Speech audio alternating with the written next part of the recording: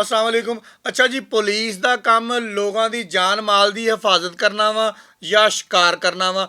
चोरियां CIA के एहलकार करन, अगवा बंदियां नूं ओ करन, डकैतियां ओ करन, भत्ते ओ मंगण, फिर भी जनाबे वाली मुकदमात दर्ज करवाउण लगे 2-2 महीने लग जाण आम शहरियां नूं।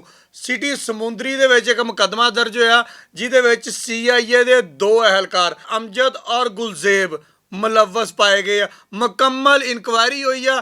इनकुआरी दे विच साबित होया वा कि एक मुजम्मल नामी तालबे इलम नूं इन्हां ने पेट्रोल पंप दे लागों चक्या, फिर लिजा के अपने सरकारी क्वार्टरां दे विच रखिया। सरकारी क्वार्टरां दे विच रख के उत्ते तशद्दद कीता गया। तशद्दद करके उहदे कोलों पैसे मंगवाए गए, ਉਹਦੇ ਲਵਾਹਿਕੀਨ ਨੂੰ ਤੰਗ ਕੀਤਾ ਗਿਆ, ਉਹਦੀਆਂ ਰੋਣ ਵਾਲੀਆਂ ਆਵਾਜ਼ਾਂ ਸੁਣਾਈਆਂ ਗਈਆਂ। ਉਹਨਾਂ ਨੂੰ ਪਤਾ ਕੀ ਕਹਿੰਦੇ ਕਿ ਅਸੀਂ FIA ਮੁਲਤਾਨ ਦੇ ਅਹਿਲਕਾਰ ਆ, ਤੁਹਾਡੇ ਮੁੰਡੇ ਨੇ ਲੋਕਾਂ ਨਾਲ ਰਲ ਕੇ ਫਰਾਡ ਕੀਤਾ ਹੋਇਆ ਵਾ, ਇੰਨੇ ਪੈਸੇ ਲੋਕਾਂ ਦੇ ਇੱਥੇ ਆਏ ਹੋਏ ਆ, ਲਿਹਾਜ਼ਾ 30 ਲੱਖ ਰੁਪਇਆ ਸਾਨੂੰ ਦੇ ਦਿਓ, ਨਹੀਂ ਤਾਂ ਤੁਹਾਡੇ ਮੁੰਡੇ ਦੇ ਉੱਪਰ ਅਸੀਂ ਇੰਨੇ ਪਰਚੇ ਦੇ ਦਿਆਂਗੇ ਕਿ ਕਿਆਮਤ ਤੱਕ ਬਾਹਰ ਨਹੀਂ ਆਏਗਾ, ਇਹਨੂੰ ਜਾਨ ਤੋਂ ਮਾਰ ਦਿਆਂਗੇ। ਇਹ ਉਹ ਕਰਕੇ 10,35,500 ਰੁਪਇਆ ਉਹਨਾਂ ਕੋਲ ਇੱਥੇ ਆ ਲਿਆ। ਤੇ ਇੱਥੇ ਆਉਣ ਦਾ ਤਰੀਕਾ ਕੀ ਆ, ਤੁਸੀਂ ਇੱਥੇ ਗੱਲ ਜ਼ੇਨ ਦੇ ਵਿੱਚ ਰੱਖਣਾ ਕਿ ਹੁਣ ਸਾਡੇ ਮੋਬਾਈਲ ਦੇ ਵਿੱਚ ਇੱਕ ਐਪਲੀਕੇਸ਼ਨ ਆ, ਉਹ ਬਿਲਕੁਲ ਮਹਿਫੂਜ਼ ਨਹੀਂ ਹੈਗੀ। ਉਹ ਲੋਕਾਂ ਕੋਲ ਤਾਂ ਸ਼ਾਇਦ ਮਹਿਫੂਜ਼ ਹੋ ਜਾਵੇ, ਲੇਕਿਨ ਪੁਲਿਸ ਅਹਿਲਕਾਰਾਂ ਦੇ ਕੋਲੋਂ ਮੋਬਾਈਲ ਐਪਲੀਕੇਸ਼ਨ ਬਿਲਕੁਲ ਮਹਿਫੂਜ਼ ਨਹੀਂ ਹੈਗੀ। ਤੁਹਾਡਾ ATM ਕਾਰਡ ਸ਼ਾਇਦ ਆਮ ਸ਼ਹਿਰੀਆਂ ਦੇ ਕੋਲੋਂ ਤਾਂ ਮਹਿਫੂਜ਼ ਹੋ ਜਾਵੇ, ਲੇਕਿਨ ਪੁਲਿਸ ਅਹਿਲਕਾਰਾਂ ਦੇ ਕੋਲੋਂ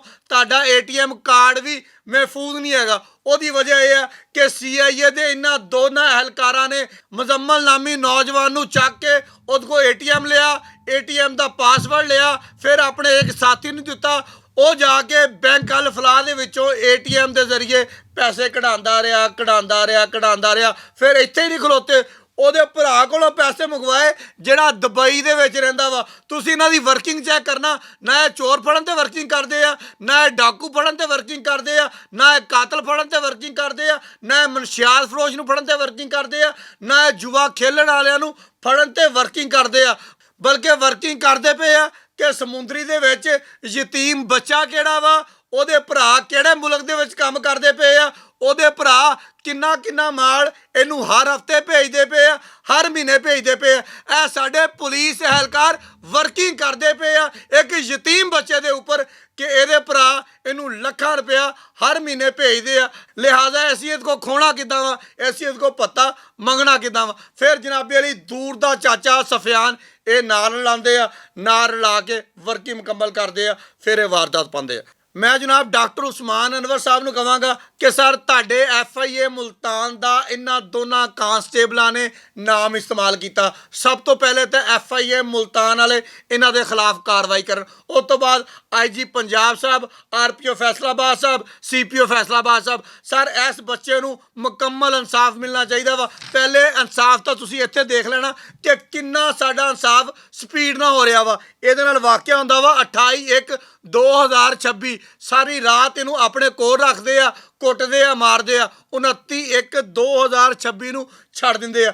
ਅੱਜ 2 ਮਹੀਨਿਆਂ ਬਾਅਦ ਇਹਦਾ ਮੁਕੱਦਮਾ ਦਰਜ ਹੋਇਆ। ਕਿੰਨੇ ਮਹੀਨਿਆਂ ਬਾਅਦ? 2 ਮਹੀਨਿਆਂ ਬਾਅਦ। 2 ਮਹੀਨਿਆਂ ਬਾਅਦ ਇੱਕ BBA ਦਾ ਤਾਲਬੇ ਇਲਮ ਹਾਫਜ਼ੇ ਕੁਰਾਨ ਕਦੀ SP ਤੇ ਜਾ ਰਿਹਾ, ਕਦੀ DSP ਤੇ ਜਾ ਰਿਹਾ, ਕਦੀ ਕਿਹੜੇ ਅਫਸਰ ਤੇ ਜਾ ਰਿਹਾ, ਕਦੀ ਕਿਹੜੇ ਅਫਸਰ ਤੇ ਜਾ ਰਿਹਾ ਕਿ ਭਾਈ ਤੁਹਾਡੇ ਪੁਲਿਸ ਅਹਿਲਕਾਰਾਂ ਨੇ ਮੇਰੇ ਨਾਲ ਜ਼ਿਆਦਤੀ ਕੀਤੀ, ਮੇਰੇ ਕੋਲੋਂ 10,35,500 ਰੁਪਇਆ ਵੀ ਲੈ ਲਿਆ, ਮੈਨੂੰ ਮਾਰਿਆ, ਮੈਨੂੰ ਕੁੱਟਿਆ, ਮੇਰਾ ਲੈਪਟਾਪ ਲੈ ਲਿਆ, ਹਰ ਜਗ੍ਹਾ ਤੇ ਜਾ ਕੇ ਪਿੱਟਿਆ। 60 ਦਿਨਾਂ ਬਾਅਦ ਇਹ ਮੁਕੱਦਮਾ ਦਰਜ ਹੋਇਆ। ਹੁਣ ਮੈਂ ਉਮੀਦ ਕਰਦਾ ਵਾਂ ਕਿ ਇਹਦੀ ਗ੍ਰਿਫਤਾਰੀ ਵਾਸਤੇ 60 ਘੰਟੇ ਲੱਗਣਗੇ, 60 ਦਿਨ ਨਹੀਂ ਲੱਗਣਗੇ। ਬਹੁਤ ਸ਼ੁਕਰੀਆ।